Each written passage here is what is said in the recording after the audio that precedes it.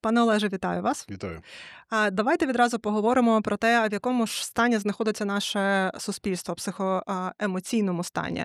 І почнемо з сегментів, тому що ваше чудове завжди зауваження, що суспільство різне, от давайте його наріжемо. Якщо ми говоримо зараз про бульбашку соціальних мереж, в якій то яма помиральна, то непомиральна яма, ось про активні користувачі, який зараз стан? Перше, українське суспільство знаходиться в стані весни. І, відповідно, всі попередні драматичні очікування зими, знову таки сезонні, вони зараз йдуть в більш оптимістичний бік. Ну, така фізіологія. Ми від свого тіла залежимо більше, ніж ми собі думаємо. Що торкається бульбашок, то їхній процес з сезонністю не пов'язаний, там своя динаміка, і вони мають тенденцію кальцинуватися. Тобто я би сказав, що вони перетворюються потрошки в такі авторитарні секти, де всередині кожної групи починає бути боротьба за лідерство в лайках, за преференції, за пошук істини в рамках конкретної якоїсь парадигми чи наративів. Ну і, власне, це можливо добре тим, що токсичність кожної окремої бульбашки вже менше передається іншим, як буває у всяких сектах. Да? Це і по різних ознаках, і по політичних діленнях, по всіх. По всіх. Це загальна тенденція, але треба завжди пам'ятати, що соціальні мережі – це криве дзеркало суспільства, в кращому випадку. Воно не дуже репрезентативне. Це всяка така соціологія, але тільки та частина людей, скажімо, у яких є час на соціальні мережі. Або можливості, або щось. А якщо ми подивимося на тил, такий захід, наприклад, України, в якому стані вони зараз знаходяться? Тил знаходиться в ситуації такого драматичного очікування, оскільки тил щойно пристосувався до ситуації, при якій є фронт, є тил, якось люди, які переїхали, вже там обжилися, а тепер може стати ситуація, при якій частина людей повернеться, значна частина людей. Не факт, але це таке цілком можливо. Повернеться з-за кордону? Тут я не оптиміст. Ні, з фронту я маю на увазі, якщо якимось чином раптом стишиться цей процес, то якась частина може піде на ротацію, як це по-нормальному мало би бути. От в такий спосіб. І економіка тилу, вона теж буде зазнавати певних змін. А загалом, базові речі в налаштуваннях людей, вони, в принципі, не міняються. 3 роки, 4-й рік постійного стресу, у декого 10, вони сформували дуже чітко основні преференції. І далі всі подальші стреси, вони просто посилюють те, що вже було, по великому рахунку. Є ситуативні якісь явища, сезонні, або нові якісь психотравмуючі епізоди, вони додають драматизму, колориту до атитюдів, до поведінкових рис, але загалом нічого не міняють. А якщо стаються такі теракти, як в Кривому Розі, як в Сумах, і потім соціальними мережами розходиться ціла хвиля таких достатньо прямих фотографій і відео, в яких просто ніхто не може залишитися байдужим, тому що там крупним планом фотографують дітей в трунах, а крупним планом показують відірвані кінцівки і так далі. Це така одна з не найкращих людських рис, схильність до токсичності, до отруєння інших. Звичайно, це не добре. Але є потреба у людей, скажімо, проявити в якийсь гіперемоційний спосіб своє ставлення до цього. В ніякий інший спосіб вони цього не можуть проявити. Клепки не вистачає, і вони реагують так, як реагують. Їм здається, що це, напевно, когось надихає. Якщо людина хоче чи прикривається тим, що вона безпосередньо таким чином інформує світ про це, як можна цій людині пояснити, що світ, можливо, не почує? Тому що людина ж з добрих намірів це робить, як правило. Це просто нерозумна людина. Я би сказав, дурна, але так будемо чемно говорити. Тому що таке світ? Світу взагалі начхати на те, що у нас відбувається. Світ зайнятий своїми справами. Щось пояснити світу – це така мегаломанія. Що ви собі щось можете пояснити? Для початку спробуйте. Ми бачимо, що ми там лідерам держав не завжди все можемо пояснити. Так що це просто недалекість людей. Те, що люди не публікують фотографії, дехто з блогерів пояснює тим, що українці стали соромитися власне смертей, соромитися того, що відбувається, і це замовчувати. З одного боку, це звучить дивно, але є люди, які підтримують ці меседжі. Як це пояснити? Тому що це одна з таких дуже дискусійних тем, принаймні в Фейсбуці недавнім часом була. Я розглядаю всі ці процеси з точки зору кінечного результату, впливу на щось. В абсолютній більшості випадків те, що ми з вами обговорюємо, ні на що не впливає. Воно заявляє позицію людей, які в цьому беруть участь, або які на це реагують, і все. Тобто фізичної дії за цим, як правило, ніякої не буває. Якщо ми говоримо про відплатний удар за суми, то це не результат постів у Фейсбуці. Це результат військової операції, спланованої за іншими принципами, засадами і з чіткими критеріями ефективності. До публічних проявів емоцій це не має жодного Але там стосунку. підкреслюється в цих меседжах, що українці не хочуть публікувати фотографії загиблих людей чи наслідки терактів в Росії, тому що вони цього соромляться, вони від цього втомилися і цим аргументують. Нащо публікувати ту інформацію, про яку ви говорите, з якою метою? Я розумію, що якщо це рідні цих людей, близькі, вони таким чином вшановують пам'ять, в цьому є пояснення. І люди це роблять все одно. Я не бачив якихось винятків, що хтось соромився. Все решта, за ці роки війни, я повторюсь, я думаю, це якась некоректний підхід. Я не зустрічався з таким явищем, чесно кажучи. Вам пощастило. Скажіть, будь ласка, якщо йдуть похорони і, на жаль, дуже часто і в медіа, і не в медіа з'являються дуже крупні плани горювання людей. Це погано. Поясніть, як це діє? Люди в стані переживання горя дуже чутливі до будь-якого втручання в простір їхнього горя, незалежно від того, з якою метою це робиться. Вони завжди відчувають це як насильство. Навіть якщо через півроку вони будуть інакше до цього ставитися, в цей момент це для них дуже болюче. Це люди, у яких немає шкіри, у них болить абсолютно все. Тому це дуже жорстоко, я би сказав. Чи є якийсь етичний спосіб фільмувати похорони для загалу? Не думаю. Тут стикаємося з кількома взаємовиключними підходами. Стандарти BBC, журналістська етика. Журналісти говорять про те, що якщо не давати крупних планів, якщо там не робити селфі на фоні труни, то в принципі це в рамки журналістських стандартів поміщаються. Але знову ж таки, ми ж зараз трохи живемо в іншому світі, який, напевно, що в стандартах не був прописаний. Я би сказав так, виключне право на ракурси і все решта належить родині і близьким. Вони мають на це право, незалежно від того, це комусь буде подобатись чи ні. Якщо вони в такий спосіб хочуть виявити свою повагу до загиблого і пам'ять, це їхнє право. Нас це може травмувати, треба це розуміти. Якщо ж це роблять люди, які на це не мають права, і це може бути той самий кадр такий, то ті ж самі люди, родичі, близькі, можуть це сприймати як образу. Тут не буде одного стандарту, на жаль. Я б взагалі мінімізував такого роду прояви або їх якимось чином стандартизував, але оскільки у нас воює все суспільство, то це, на жаль, неможливо.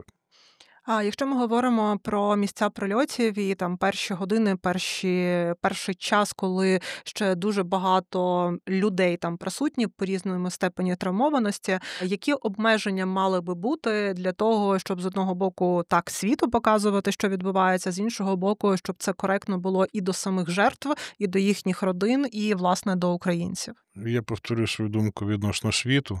Світу нічого не треба показувати, тому що світ, по-перше, цього не хоче бачити. По-друге, ті люди в тому світі, які професійно в цьому зацікавлені, бачать це навіть швидше, ніж ми. Вся інформація у них є. Суспільна думка, громадська думка світу на рішення їхніх політиків не впливає ніяк. Тому це така облуда.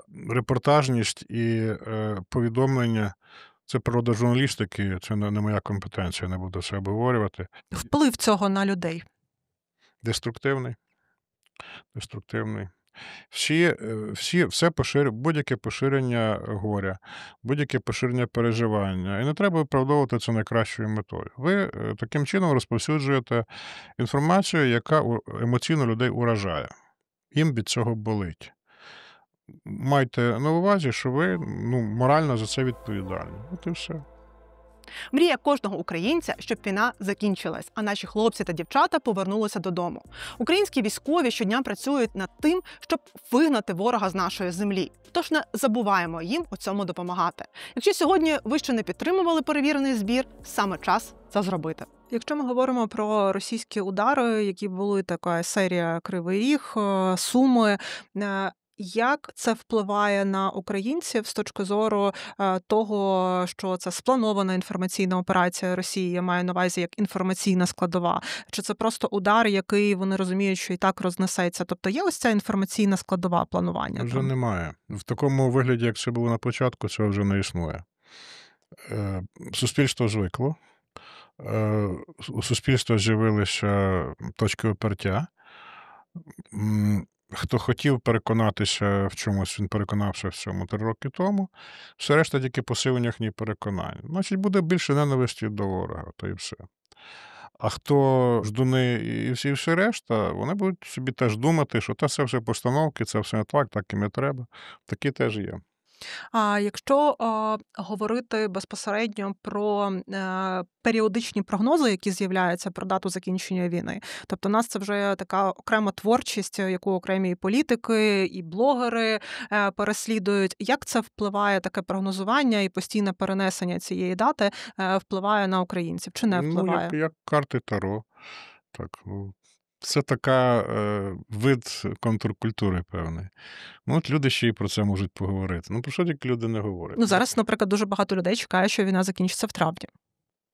Недавно астрономи з'ясували, що на якійсь планеті є ознаки життя, теж це буде предметом обговорення.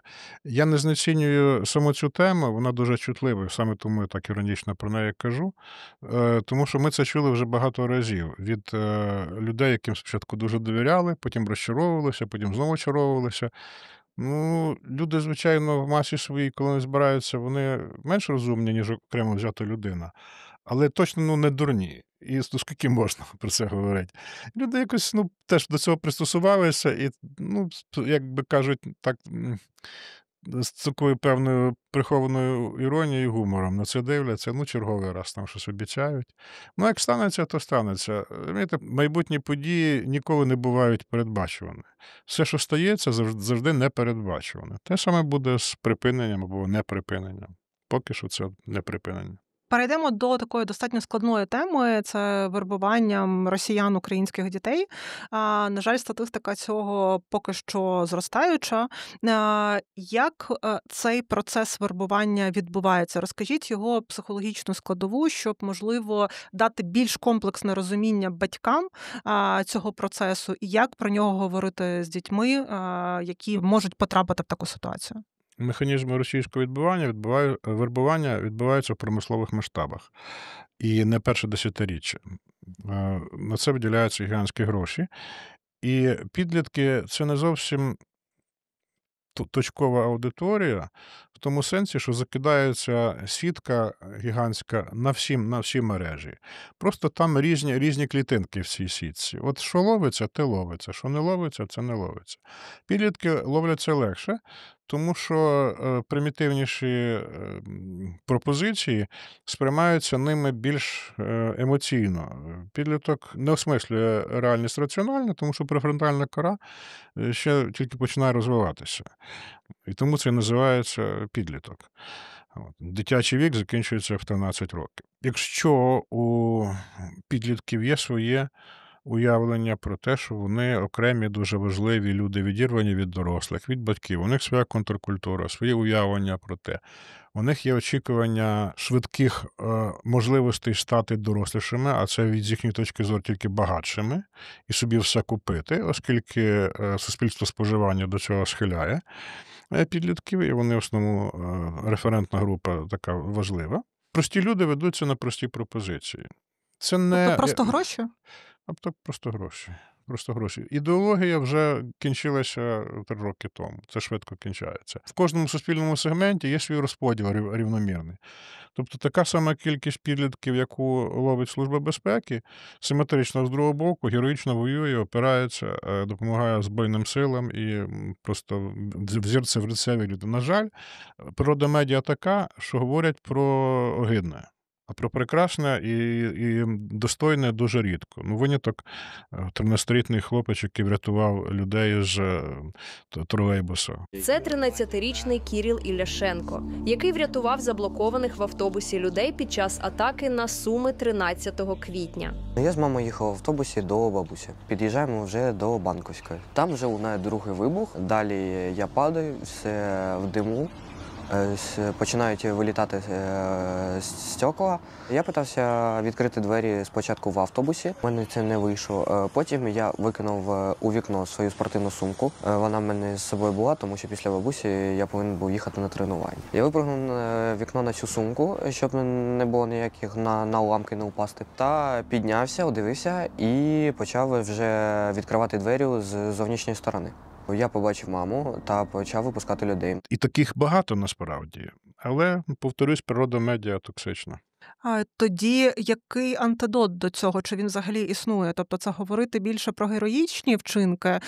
Тобто як взагалі в такій ситуації? По-перше, говорити про героїчні вчинки. Вони стаються щодня, їх багато. Підлітки хочуть, щоб їх помічали. І один з елементів механізму вербування – те, що їх помічають важливі люди. І пропонують їм серйозні якісь пропозиції. І таку от гру таку «Ух ти!». А чому з іншого боку їм нічого такого не пропонують з нашого боку? Ну, можливо, пропонують, я припускаю, ми про це не дуже знаємо, але, повторюсь, у нас з цим дуже погано, ми не хвалимо своїх дітей, в принципі, у нас немає такої культури. Ми їх коли щось то сваримо і отримуємо те, що отримуємо, не відчужуються від нас. Має бути солідарність батьків. Я чув, що є вже організації, де батьки об'єднуються в цьому плані взаємодопомоги. Що це означає? Вони просто дружать.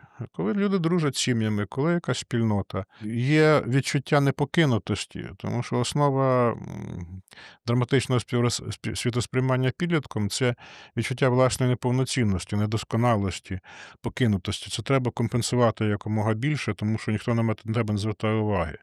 Батькам по барабану, а от такі, як я, от у нас класно, ми собі придумаємо, ніхто про це знати не буде.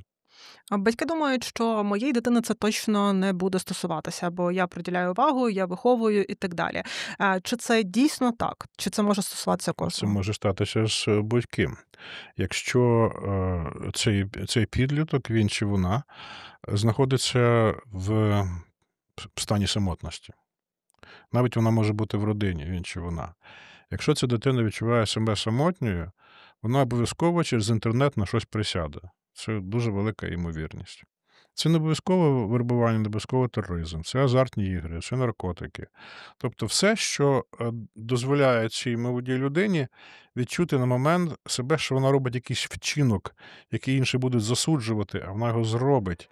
І це підвищення самооцінки. Оце основне.